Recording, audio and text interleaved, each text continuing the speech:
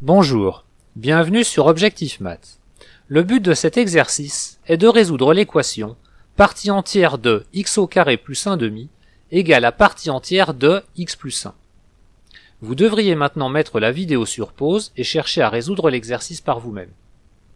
Je vais commencer par donner une solution graphique. On commence par représenter la fonction f qui a x associe x au carré plus 1/2.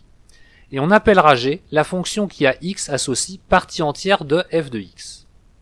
La fonction f étant positive, la fonction g ne prendra que des valeurs entières positives. La partie entière est nulle lorsque son argument est compris entre 0 et 1, strictant 1. G est donc nul sur l'intervalle ouvert, moins racine carrée de 1/2, racine carrée de 1/2.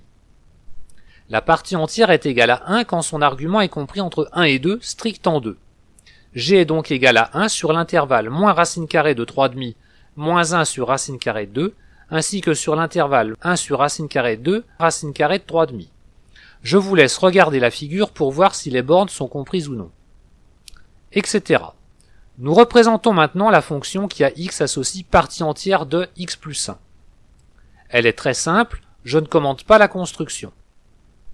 L'ensemble des solutions de l'équation initiale est l'ensemble des abscisses des points où les deux graphes se superposent. Il s'agit de l'union des intervalles moins 1 sur racine carrée de 2, 0, ouvert, 1 sur racine carrée de 2, 1, ouvert en 1, et racine carrée de 3/2, racine carrée de 5/2, ouvert à droite. Il est aussi possible de résoudre l'équation par calcul. Je n'en donne que les grandes lignes.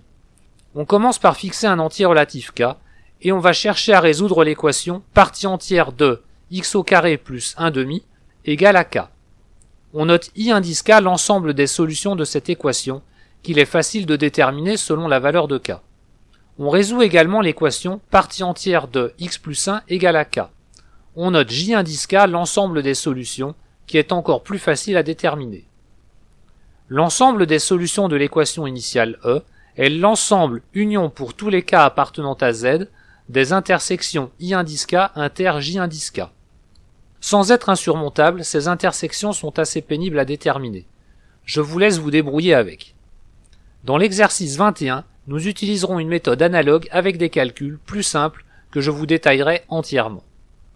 Voilà, cette vidéo est terminée, vous pouvez me laisser des commentaires et me poser des questions. À bientôt sur Objectif Math.